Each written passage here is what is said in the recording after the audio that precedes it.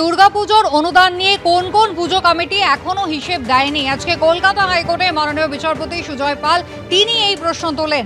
এখনো পর্যন্ত কোন কোন পুজো কমিটি হিসেব দেয়নি তার বিস্তারিত তথ্য তিনি চেয়েছেন। যারা হিসেব দিচ্ছেন না তাদের বিষয়টা বিবেচনা করে দেখতে হবে, এমনটাই পর্যবেক্ষণ বিচারপতি সুজয় পালের। প্রয়োজনে অনুদান বন্ধ করে দেওয়া হোক পর্যবেক্ষণ বিচারপতির। আগে আদালত পুজোর অনুদান দেওয়ায় কোনো নিষেধাজ্ঞা জারি করেনি। শুনানি হোক পুজোর পরে, সওয়াল করে রাজ্য।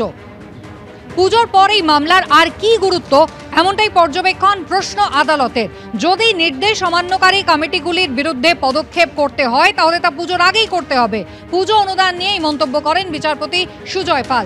আগামী বুধবার রয়েছে মামলার পরবর্তী শুনানি।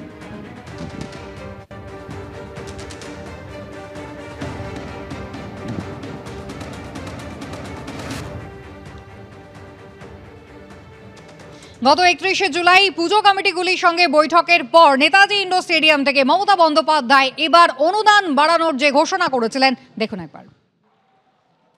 এবার কত? এই আগের বার 85,000 দিয়েছিলাম, এবারে 90 করি।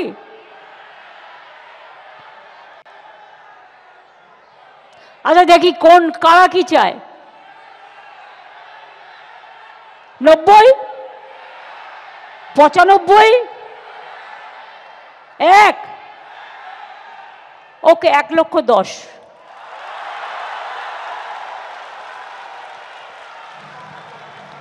খুশি তো?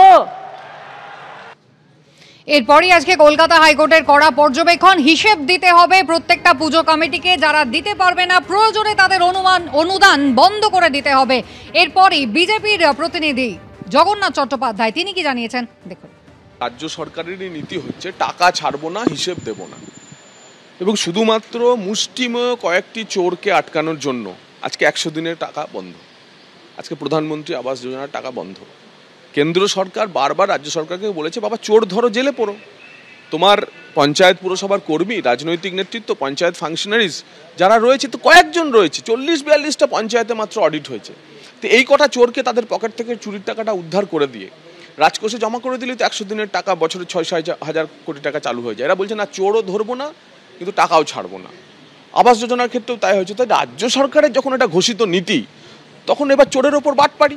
সেই রাজ্য সরকারের থেকে যারা টাকা নিচ্ছে তারা কেন হিসেব দেবে? সেজন্য ক্লাবরাও জানে যে আমাদেরও হিসেব দেওয়ার দরকার নেই, কারণ রাজ্য সরকার কেন্দ্রকে হিসেব দেয় না।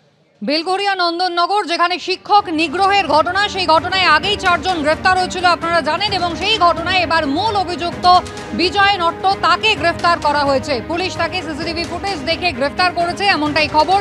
সিসি ক্যামেরার ফুটেজে তাকে দেখা গিয়েছিল। এর আগেই একজন মহিলা সহ মোট 4 জনকে পুলিশ গ্রেফতার করে, আর আজ এই ঘটনায় মূল অভিযুক্ত গ্রেফতার হলো।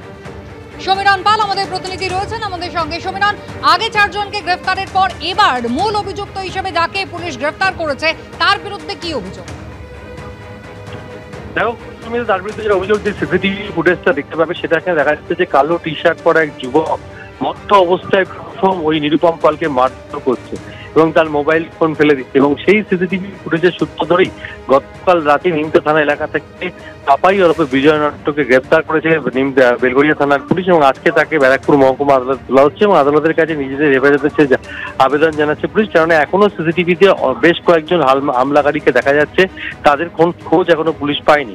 গতকাল ওই তরুণী এবং একজন পলাশ দাস যাদেরকে গ্রেপ্তার করে ব্যারাকপুর মহকুমা আদালতে পেশ করে, তাদের 3 দিনের পুলিশ হেফাজতের নির্দেশ দিয়েছে ব্যারাকপুর মহকুমা আদালত।